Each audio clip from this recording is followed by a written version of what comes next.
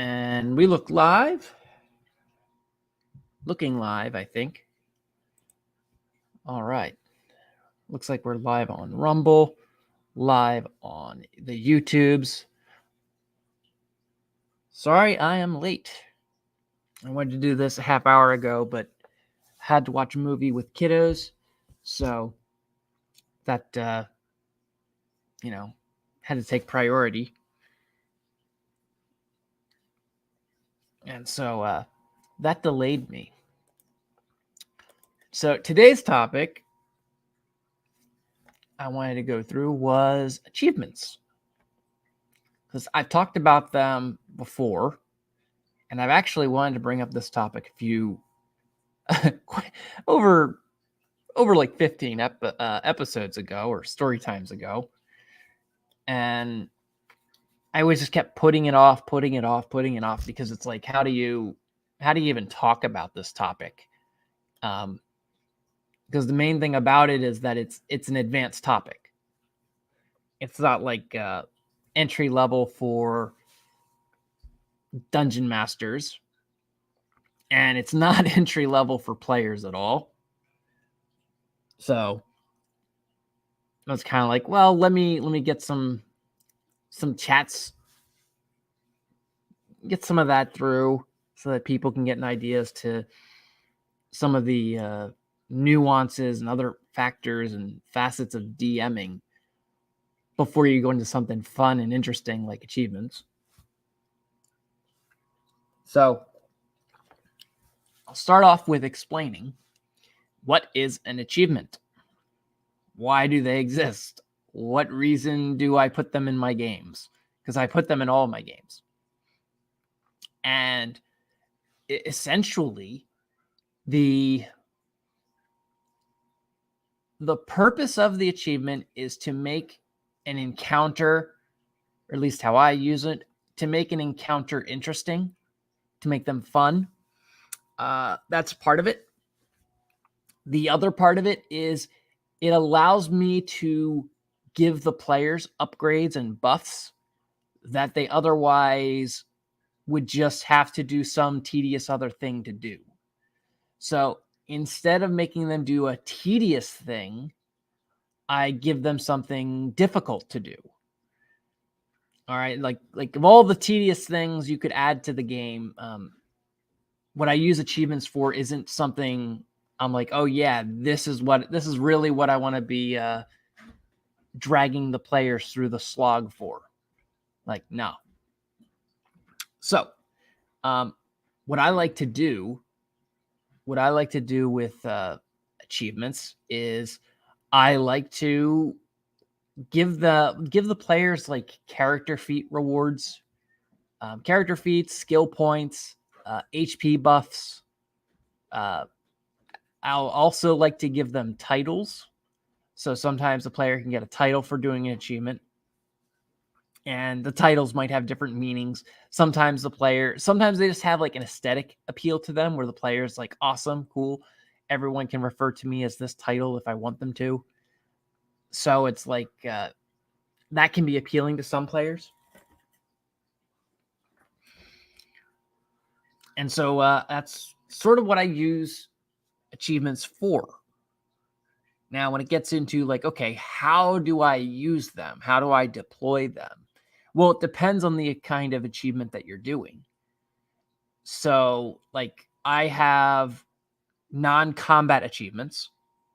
For example, one of the achievements I have in my Star Wars games is called I'm So Crafty.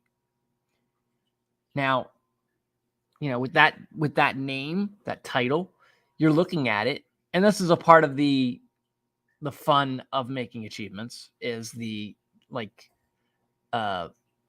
hidden meaning behind the title. At least I do that. You don't have to do that. I'm inspired heavily off of World of Warcraft, and I love the way they did their titles or their achievements. So it's sort of like how I take my approach to it.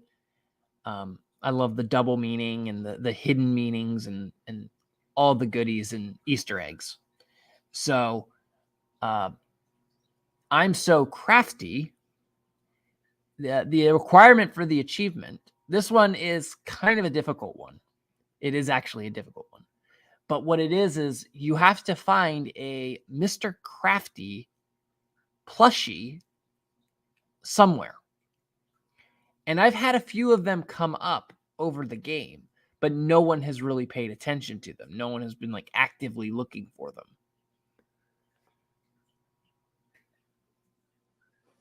And you might be like, okay, well, what's the perks? What's the advantages? And if I recall, the I'm So Crafty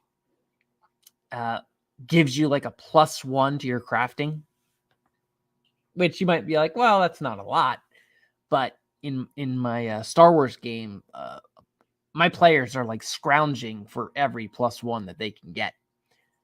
So it is kind of a big deal. Especially since almost all of my players are crafters in my Star Wars game. Like literally all of them. Like one player is the only one who's not a crafter.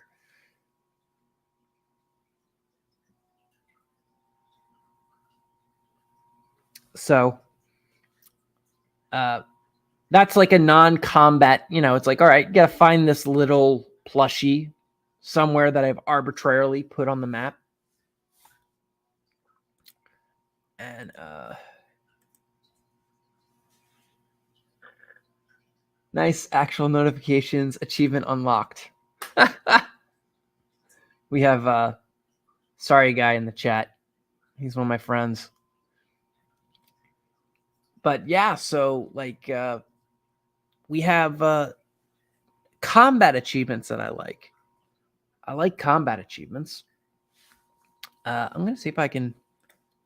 Let me see if I can tweak my avatar here on Rumble. Make him a little bit bigger. Put him in the center there. I was thinking about doing some map making too, showing you guys some of the map making, because I have some ideas for maps I want to make. Problem is they're I still don't have that down. I still don't have that down with Dungeon Painter Studio. I see people make these beautiful, beautiful cityscape maps, and for whatever reason, it eludes me. It's not a gift that I have. I'm terrible at it, so it sucks. But that's here nor there. It's kind of going off topic. I'll talk about that later on. So this whole thing with achievements, I have combat achievements, which the combat achievements are entertaining, at least to me, because I come up with a boss fight and I come up with like a mechanic for a boss fight. And then the achievements allow me to indicate to the players a hard mode. And if the players want to do the hard mode, they can. I'm not forcing them to do the hard mode. I very much prefer this approach than to Chaos Risen's approach.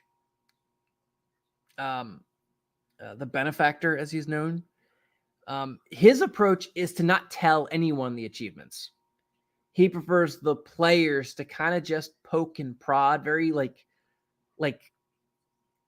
mid 90s video game style, where it's like you're just kind of poking and prodding until words come up and say, congratulations, you figured out the achievement. So I don't like that approach. I like to just be upfront, let the players know, hey, and that's something I'll do with the achievements, is I will give the players a heads up about mechanics. And I think it was either Niraj or my brother who was like, hey, wait a minute, this is telling us how this ability works. And they tried to like give me a heads up about it, like, hey, do you know that this is pretty much telling us how the ability works, right? And I was like, yeah, and so it was like it was an olive branch from the DM to the players. Hey, this is something you're going to have to deal with. It's up to you how you want to deal with it when you cross that bridge. So that's just one of the many tactics I like to deploy as a dungeon master. And as I come up with achievements, I try to come up with a way that it like telegraphs or hints to the players what's in store for them. That way they're not completely blindsided and caught off guard.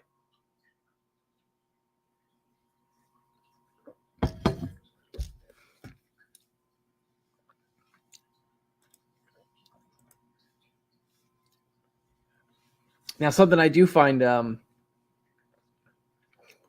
find inspiration for with achievements is I often draw from music. I can't speak for everyone. Everyone else has their inspiration from something. For me, music is typically where I get my inspiration from. So, like a lot of my players, they'll find my achievements have some reference to a song, some reference to a movie or something to that effect. But a lot of them are musical based because I draw a lot of inspiration. Unfortunately, none of my players are here to tell you, but most of my a lot of my writing is inspired from music. And I mean, I have a few games where it's inspired by like my thoughts and my philosophies and things like that, but uh, those aren't. That's a little bit more like subtle. So a lot of my inspiration for things comes from music and me getting inspired from music, and then I just start writing. And as I start writing, I I begin to see like it's like you're creating art. So as you're creating art, you begin to see like how it's shaping out and what direction you want to take it as you're building it. Because you're looking at it like, oh, I'm going to paint a horse. And then the next thing you find yourself painting is a car. Because you're just like, I don't want to do that horse. I don't want to draw, you know, the torso muscles. I'd rather just keep going and draw this fence, and then that fence turns into a vehicle of some kind. So like that's kind of how I approach my writing. And so with achievements, they help me. Achievements are a really fun thing as a dungeon master. I'll talk about my player side of it in a moment.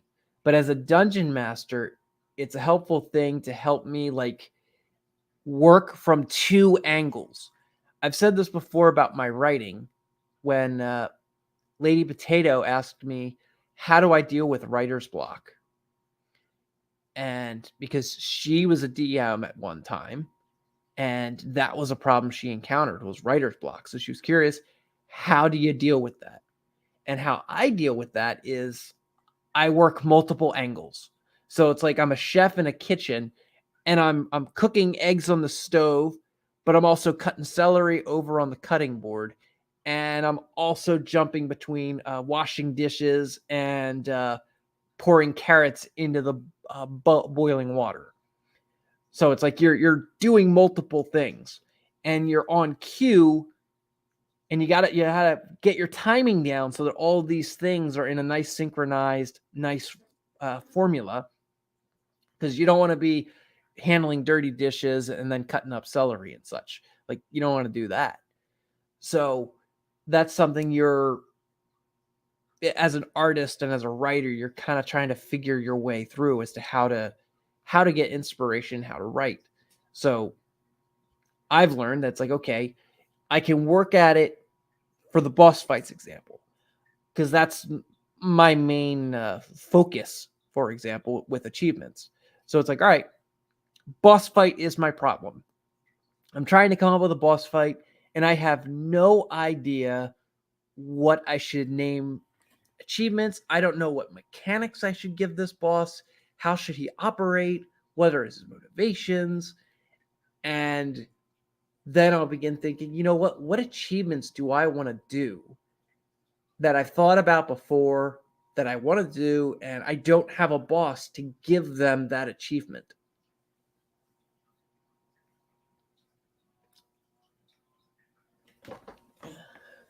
Sorry, guy says he says he is inspired by music. What he means is Sabaton. Yes, that is correct. But no, not just Sabaton. I can give some of my inspirational music, which I meant to do on my music stream. The stream I did about music, I don't know if I don't remember if I did talk about music recommendations, but Nightwish is fantastic. Nightwish is a heavy inspiration to me. Sabaton is another inspiration to me. Sabaton works really well with a lot of like wars and just overall military campaign based stuff. So like I get a lot of inspiration for that. But it's actually kind of funny because for my current campaign with Star Wars, Sabaton really hasn't been that influential or inspiring to me past like one mission.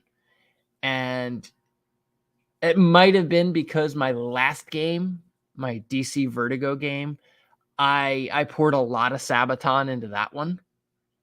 So that could probably be it. I mean, literally in my DC Vertigo game, I had a Sabaton concert in it. Like Sabaton on stage playing, and the player characters were trying to protect Sabaton from a horde of zombies. So it was great. It was absolutely fantastic. Sorry, guy says music peaked with Boney M. It's all downhill from there. I don't know who Boney M is, so I am an uncultured swine here. Can we look up some Boney M? Let's find out who Boney M is. Boney M. Boney M. Christmas. Boney M. Rasputin. Boney M. Rivers of Babylon. Boney M. Daddy Cool. Boney M. Ma Baker. All right, then.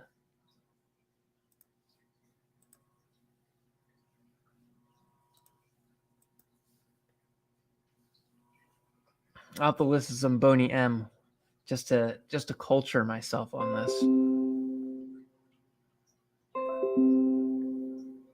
All right. Thank you, OBS, and thank you, Garbage Internet, for randomly booting me off or disconnecting me or whatever it did.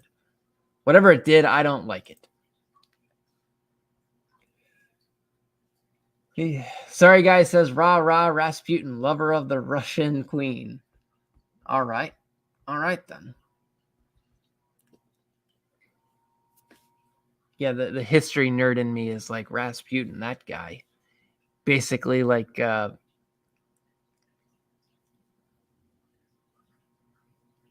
don't want to say a World War I Charlie Sheen, but I'm going to say he's like a World War I Charlie Sheen.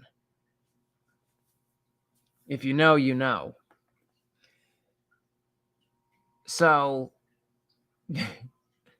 with achievements, I might take something like rah rah Rasputin and put that in my put that into my achievements for the players in a boss fight or a boss encounter. And it could be kill the boss or kill the minions, kill them 9 times with a different weapon each time or a different method each time. Now, you might get a player who asks you, well, what do you mean by method? Like, if I use the sword to stab, is that any different than me using a sword to slash? Is that considered two different ways? And you might be thinking, well, no, if you kill them with the sword, that's one method. It doesn't matter how you kill them with the sword. You still kill them with the sword, and that's a method. So it nullified.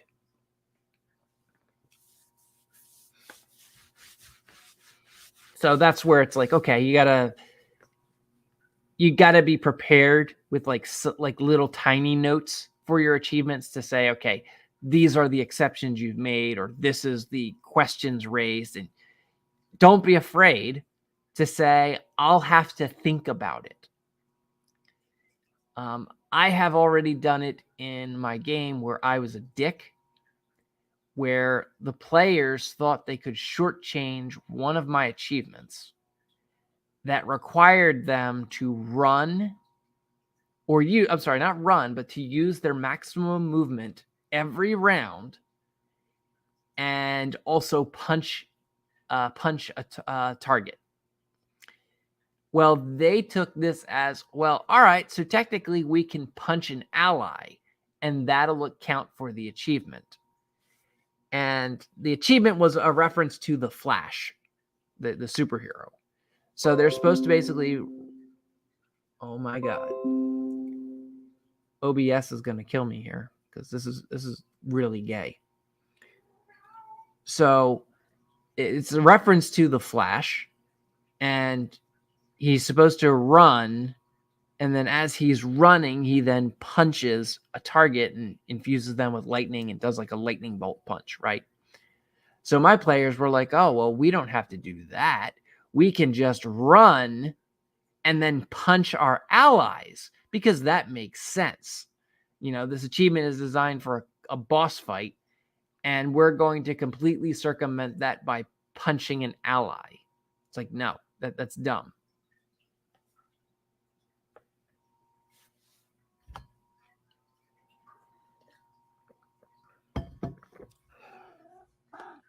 Hi, cat. Hi, do you want to talk to the camera or microphone? What? Hi. Yeah, my cat's here. What's wrong?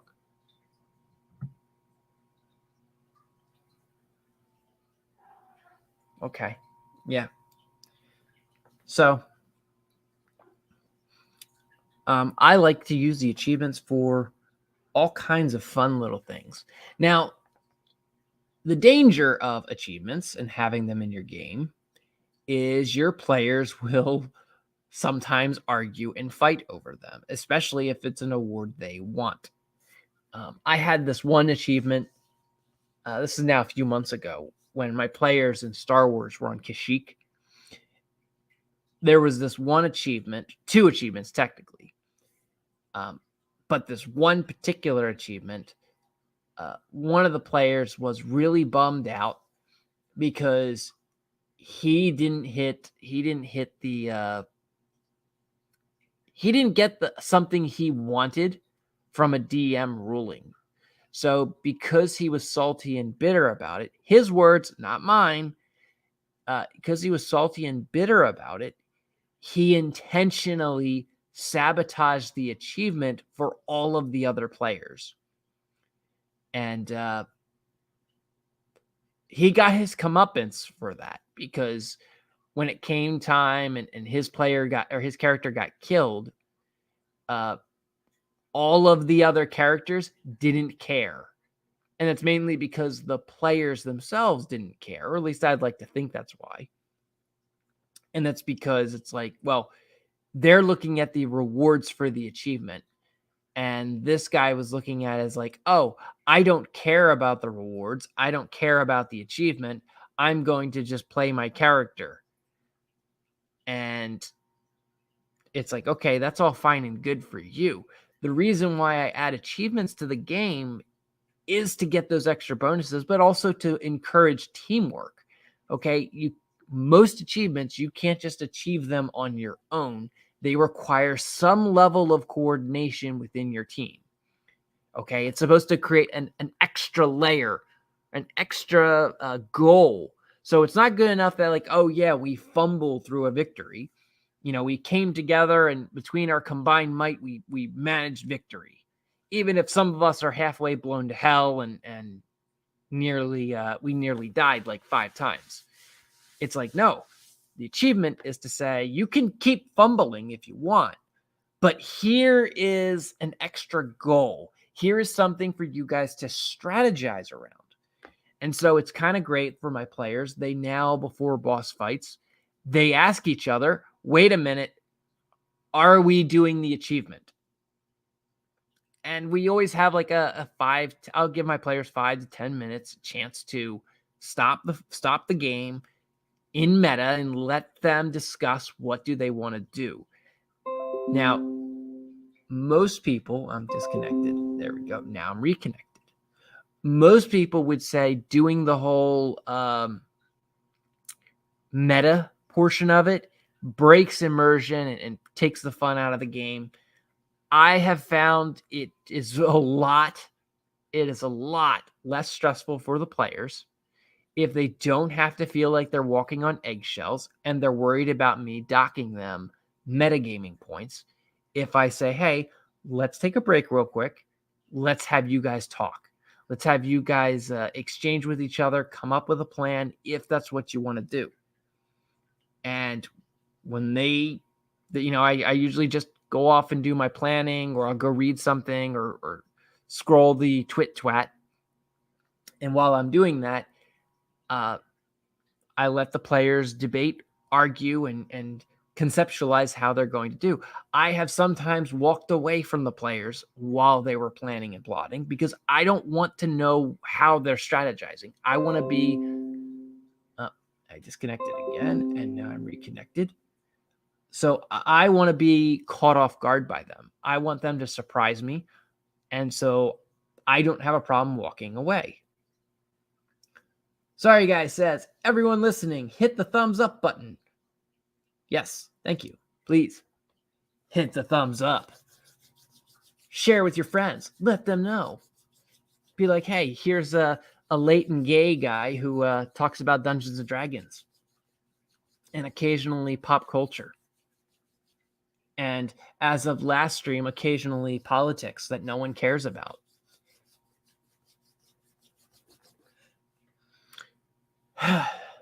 So, where was it? I have in my D&D Discord, I have a section to each game dedicated to achievements.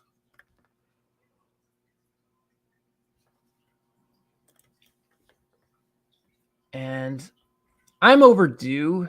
I don't like Discord, at least for me. For what I'm doing, Discord doesn't really do a good job cataloging the achievements. It's not particularly good for that. So I have to like transfer this over into like an Excel spreadsheet to make it a lot more legible and nicer for, my player base. But let me see. So I do have some personal achievements. So like I just gave you the example of a boss fight. There are personal achievements that I'll come up with. Which the personal ones, it's like 50-50. How do I make them? What the rewards are? I'm looking for one. I'm looking for the one that I should go up to Kashyyyk. Here we are. So here's one of the achievements that that they opted not to do. Cat, she's clawing the furniture. Could you just calm down? Yeah, could you calm down? So the achievement is called Running with the Devil. Actually, let me see. Yes. Okay. So this is a personal achievement. So it requires mainly. I'm going to keep talking. I have no idea if OBS is cutting out when it says it's cutting out. So, um, so running with the devil, personal achievement description. While standing within one space of Helgnorgs, deliver a killing blow to a Kukra cultist or prophet of madness on each side, north, south, west, and east of Helgnorgs. Northeast, northwest, or note northeast, northwest, southeast, southwest do not count. So you have to be literally in one of the primary directions for this achievement for what you're doing to count for this achievement. And so with this achievement, it had mobs spawning for the boss. It had these cultists and these prophets spawning. The Helgnorg is this demon beast that they had summoned. So the player who was bitter and salty, he decided he was just going to kill everything and waste no time at all. And the reward for that, there were quite a bit. The reward for that was they got 666 credit bounty.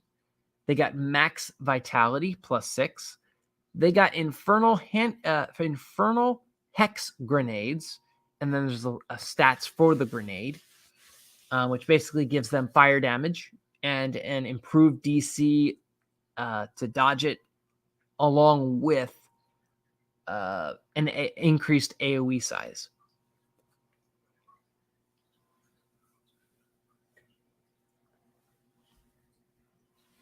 Let me see.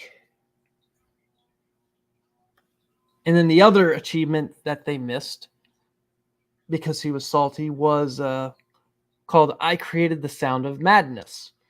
During the Well of the Dead encounter, each player must use all 4 Helgnorg cards before defeating Helgnorgs. So this is one that all the players have to mutually agree to do and participate in. And because this guy chose not to, they all lost out on it. And this one actually had something that my friend Niraj was very kind of annoyed about, because it was a good reward that he's been seeking. It has option or choose one of these 2 options, which is skill points +4, or option 2, character feat +1. All right.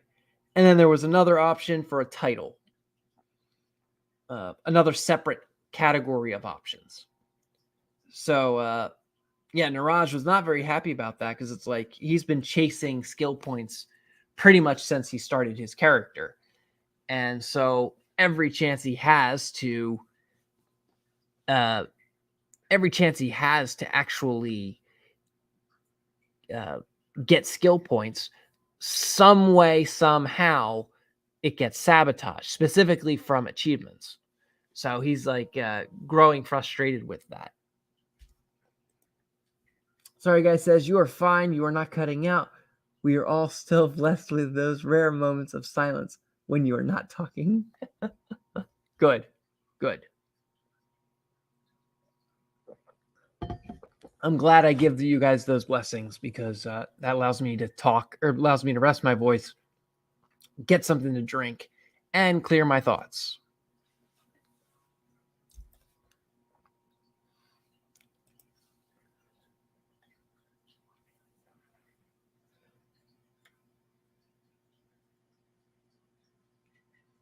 So yeah, some of these achievements can be pretty fun. Like I said before, I enjoy writing achievements. It's fun as hell, and coming up with like different characters. I came up with a bunch of them for my Star Wars game, and for example, Gunner's personal achievement is called Half-Life. Niraj's character's achievement is called Maverick. My one player, his achievement's called The Witcher. And each of these achievements have just different fun and exciting things that you can do. And they give you, like, for example, the rewards, 2 ability points, 4 skill points, and plus 10 maximum vitality. Vitality being health. So it's like these are really great rewards. But for example, with the Half-Life achievement, the first thing you got to do, the first condition, or I should say, here's the description.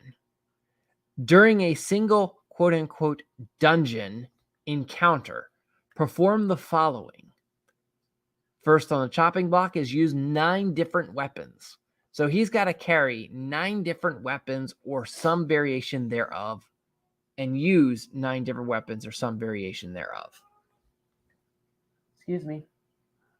I'm talking. Thank you. The next is succeed on a jump that is more than a 5-meter distance.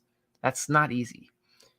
And then the third is only heal yourself with looted medical equipment. Fourth, only reload your weapon with looted power packs. 5, use a melee weapon to quote unquote search crates. This is very obviously, to those in the know, very obviously a reference to the video game Half-Life, which me and my brother, we grew up playing that.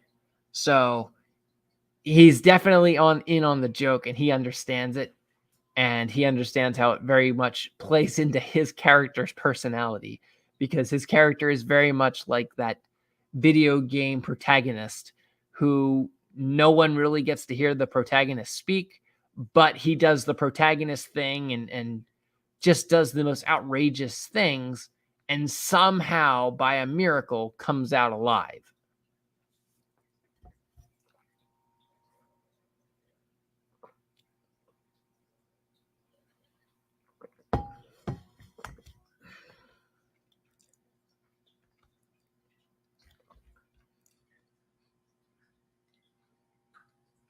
There's the Witcher achievement, which is basically this guy, this player has to run around killing different types of monsters and slaying them and, beating them. I didn't go too hard. I was thinking about making it like require like a sword of some kind, but I decided not to do that because I thought that would be a little too tedious for him and kind of out of the spirit of what I'm aiming for with the game. The achievement as it is, like, first thing he's got to kill is either a Rancor or a Grawl. Second thing is a Gand or a Trandoshan bounty hunter. So either the Gand's a bounty hunter or the Trandoshan's a bounty hunter. Then he has to kill a Bijaraku dragon or a Kimogilla dragon. Then he's got to kill a Kirot or a Kel dragon. And then lastly, he's got to kill a Vornskirl or a Katarn or a Greater Sledge Panther. So, again, like, his thing is just running around slaying monsters and killing things and being awesome. Now, for these personal achievements, what the players get as a reward is 2 ability points, 4 skill points, plus 10 vitality, which is health. So I make it a nice, in this case, for their achievement, for it being very difficult. All right, let me say, killing a Kimogilla dragon, killing a Trandoshan bounty hunter, killing a Rancor. These aren't easy things to do. They'll definitely require a team to back him up or support him in some way, shape, or form. So if he has a team backing him up and supporting him, then it'll be a lot easier for him to do. This incentivizes the players to work together because they inevitably are going to need each other's help to get these things. Now, if they decide, hey, I don't want to work together,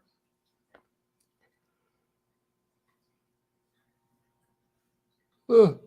Sorry, I had to yawn. If they decide that they don't want to work together and they want to be a stick in the mud, you as the DM might need to nudge them when they start complaining, like, oh, well, this person wasn't there, or this person didn't do that, or, oh, I'm only one person, I can't do everything.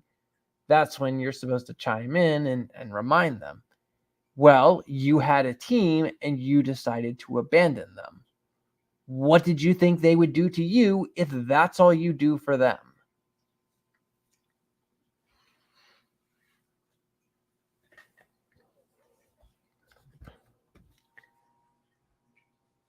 So that is a shtick I seem to notice with players when it comes to achievements, is that they like to.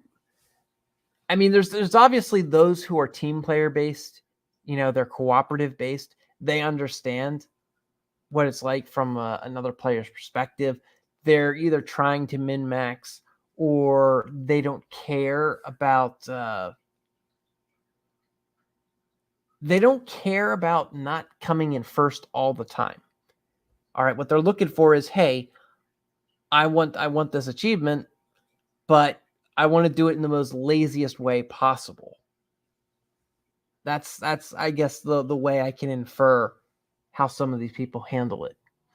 And I don't want to say that that's necessarily a bad player trait or a good player trait, because I've seen players who want achievements take that approach where it's like they're looking for the laziest way.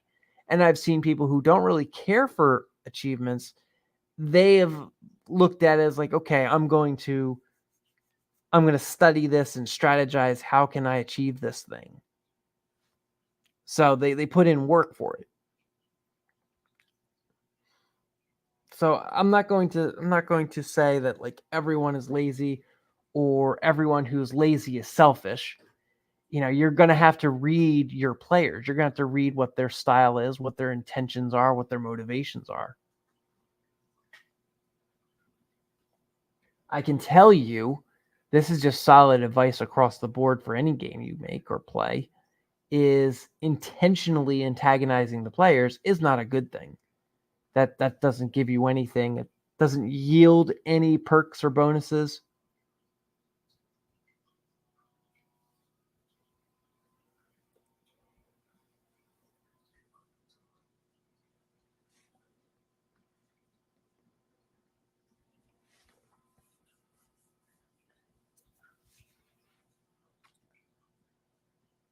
So yeah, right now I'm thinking of.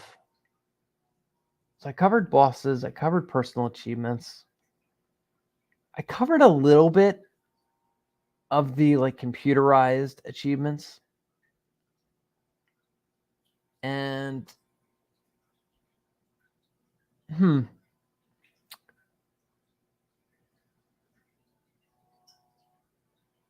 Yeah, I'm thinking about it.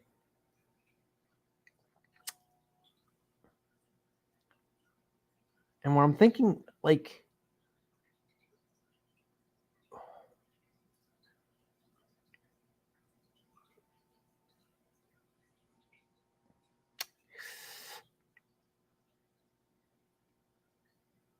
well, maybe I'll put this out there. So right now I'm working on some achievements. Okay, I'm almost always working on achievements. And one of the achievements I'm working on right now are for my NPCs. And their purpose is to kind of help the players get an idea as to how to function in my game with the NPC crew. And it's to kind of like guide them, like, hey, there's some perks and advantages to leveling up these NPCs or getting them ready to like work within the team. And some players, they don't care for that. I'm not. That's the cool thing about achievements. They're not mandatory. I'm not holding a gun to anyone's head. I let the players decide if they want to do them or not. All right. And like I said it very early on in this stream, I don't like the, hey, I'm not going to tell you what the achievements are or what the rewards are. You're going to have to just stumble into them and maybe get lucky.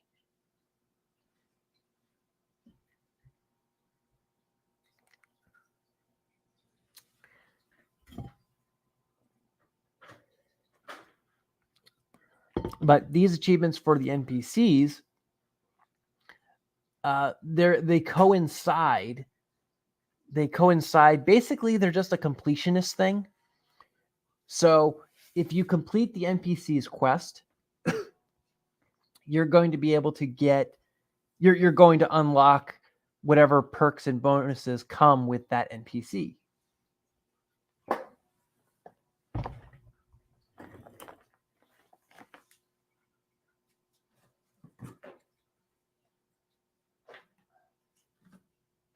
And give me a moment here.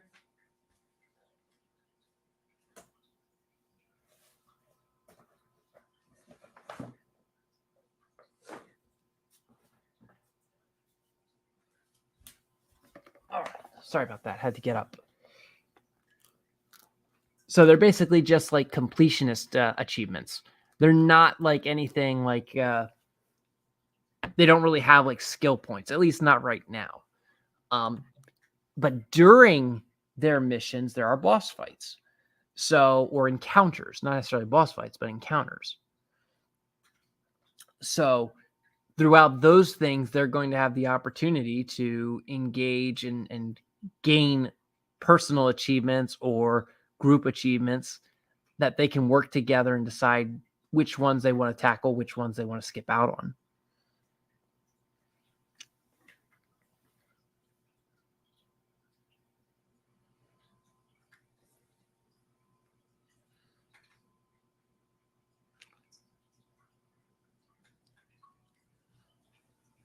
So that's where I was going with that. What I was going to say is, for me, some of the hardest freaking things to get done for the achievements are like non-combat encounter achievements. So like combat encounters are easy. You know, it's like, hey, do 500 damage in one round. Like that's an easy achievement to put on any boss. At least for me it is.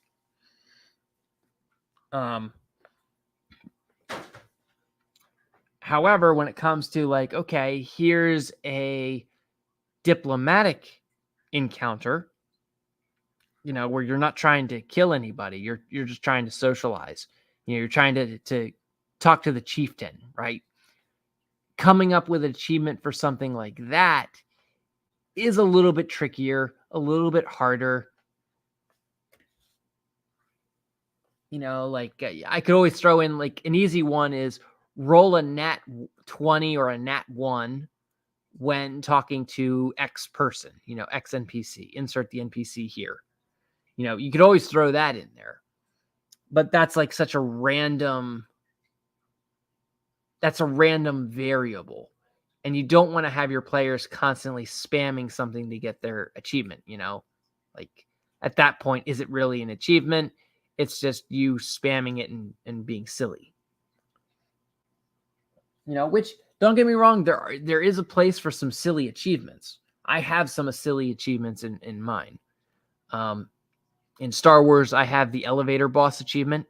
Its description is literally, let me find it because I actually have it right here. Literally the first one. The description for the elevator boss achievement is, ain't got no handrails, be careful. Its reward is knowledge tactics +1.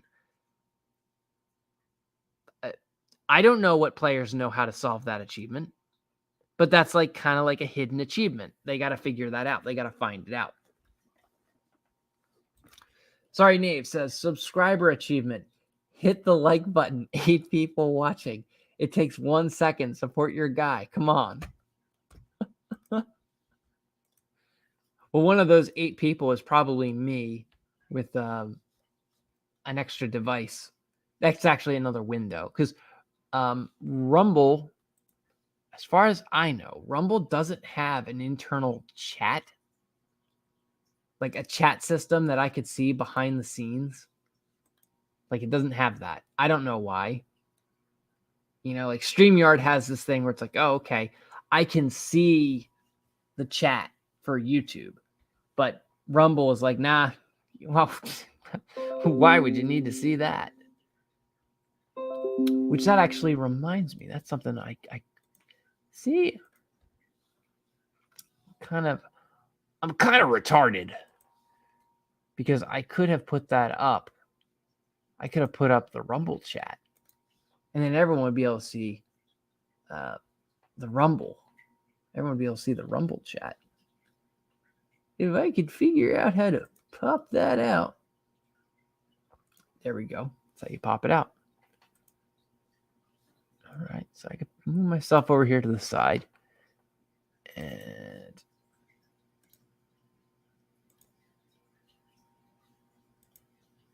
that's the map maker. Where is... We don't want to see Boney M. Pretty sure that's not one we want to see. Not that one. Yeah, there we go. There we go. There's the chat. Niraj says, been there. Achievement unlocked. I don't know where he's been to unlock that achievement, but good job.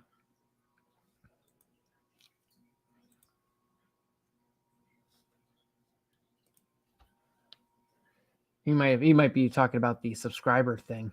That might be what he's talking about. Because, I'm kind of delusional these days.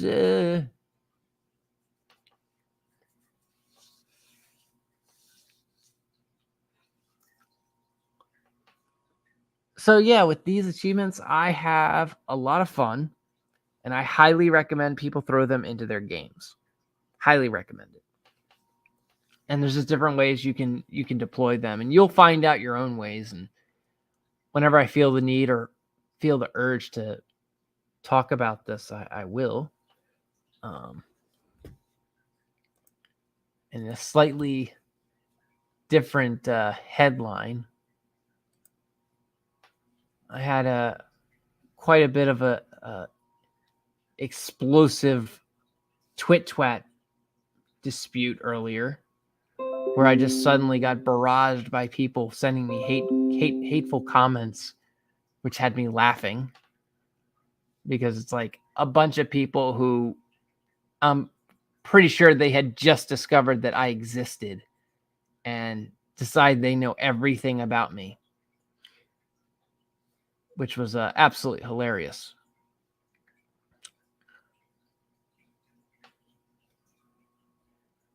I'm not going to go too much into detail about that, but I'm just going to say some people need to just calm down and breathe, which is going to be my advice for any achievement hunters out there. And DMs who like to have your achievements out there, understand you're going to have achievement hunters. You're going to have people who want to just min-max and get everything. And as I've said before, the typical solution is do nothing. Let the players be ravenous lunatics. They'll get themselves killed. It's what they do.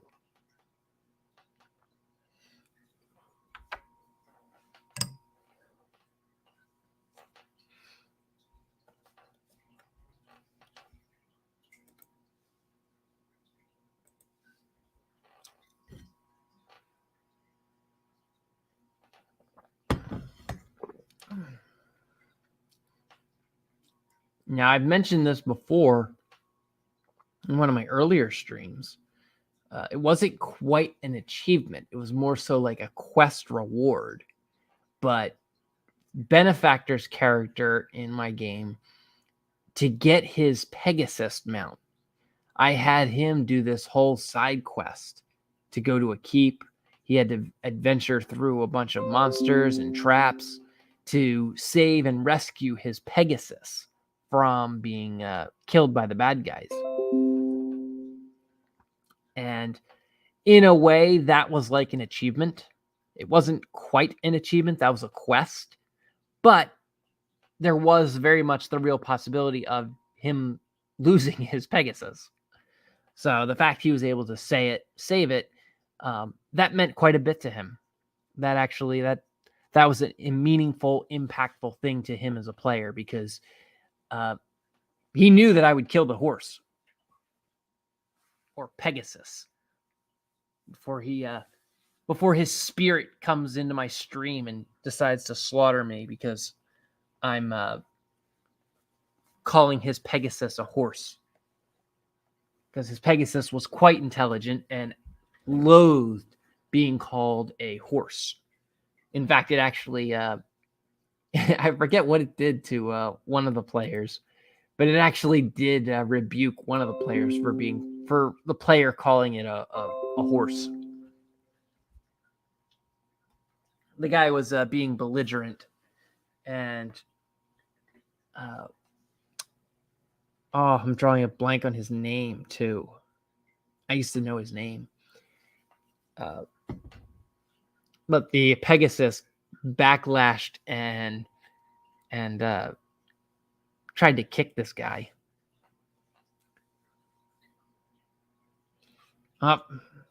Sorry, guy says, I got a headline on you. Online curmudgeon forced into Windows 10. Oh, God. Delays updates, streams anyway. Windows 10 update chimes every 2 minutes. That's not actually a Windows update chime that you're hearing. That is Windows screaming at me that OBS has lost connection. That's what that is. Which, I mean, see, there it goes. OBS saying, oh my God, you disconnected. Heaven forbid. We gotta let you know. Because, you know, I wonder if there's a way to turn that off. Is there a way to turn that off? Like, I don't care. What's also funny about that is that, here we are. Maybe I can mute that. Did that mute it? Well, we'll find out in a moment. You guys might be like, we can't hear you, which would be epic. That'd be like the most epic boomerang. I could say, hey, I'm a big streamer now.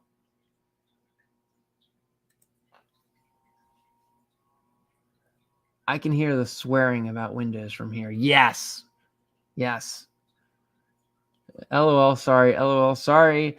Don't worry, it's fine. LOL. Yeah. Niraj knows about my my pain and anguish and hatred of Windows 10.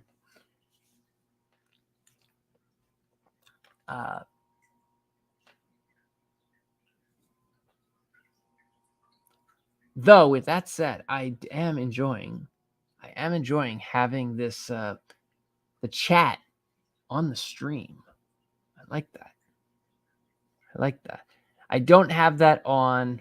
I'm sorry, YouTube. You guys don't get to see it, so that's why it's like you got to get over to Rumble, because Rumble is where it's at. Rumble is great. Freedom, baby, love it. Yeah, I had literally one person watching the stream on YouTube. I started talking about Rumble. They're like, nope, abandon ship, get out of here.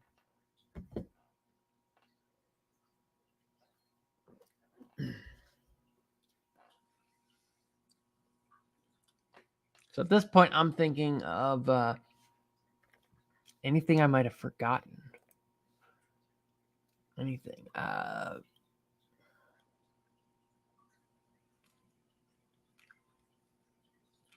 of like looking over the achievements, because I mainly hit the key points with them. Is they're meant to help players build. If they want to min-max or they want to get more powerful, they want to explore, they want to get some insight on a fight, achievements are a great way or a great tool for a dungeon master to do that. I don't solely rely on that, so don't do that.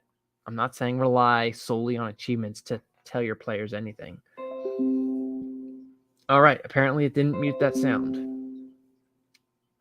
Apparently that did not work. So I'll have to find out why it's being gay. It's okay. Let me do check. Because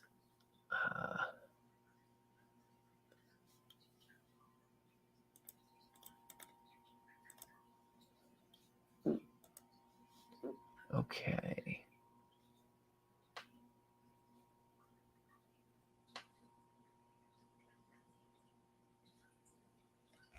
Annoying part is that I can only do this while I'm streaming. So it's like I can't even like figure out a way of deactivating it.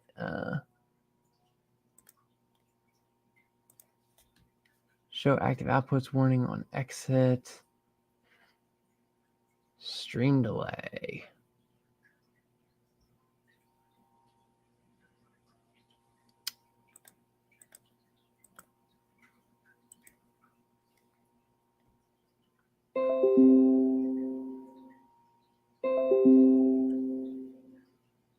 Yeah, I know. Disconnected all the time.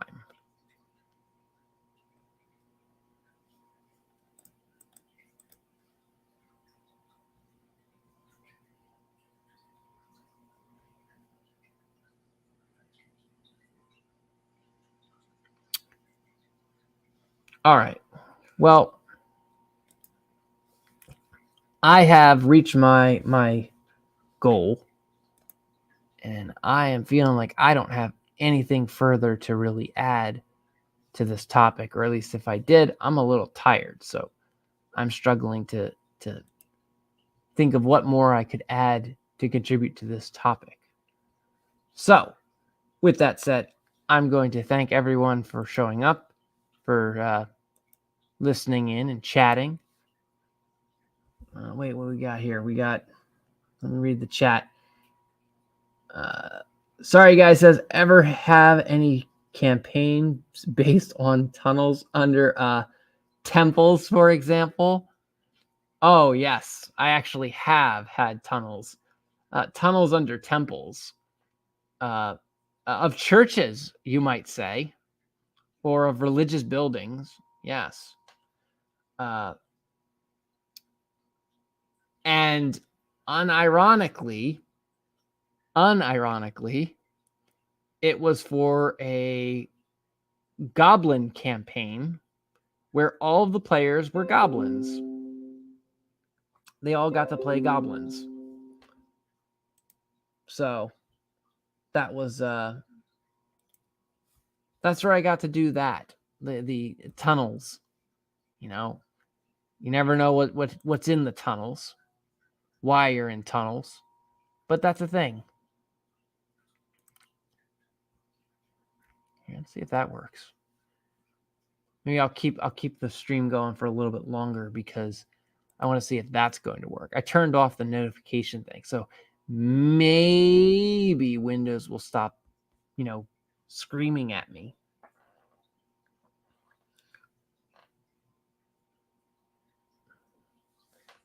So yeah, that's one of those games for one shots. I don't typically come up with achievements. That might be something to note.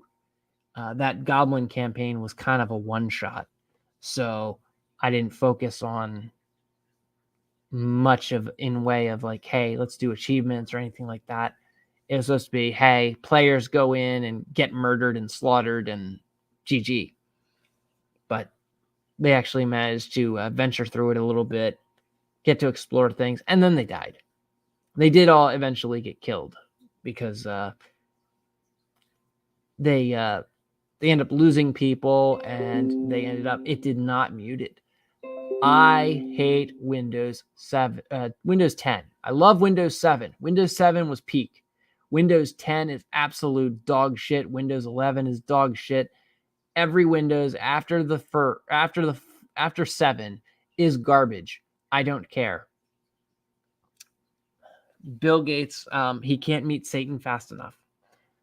So, and whoever is the current nod head at Microsoft. So, all right, I'm going to end the stream there. Thank you, gentlemen. Thank you, people in the future who are watching this. Thank you, Rumble auditors or video transcribers who have to listen to this stream and determine that it's safe and monetizable. I appreciate you guys all for hanging out with me and listening to me ramble, and hopefully someone learned something from any of this. But with that, I'm going to say goodbye, and you're going to get one last chime before we end. Good night.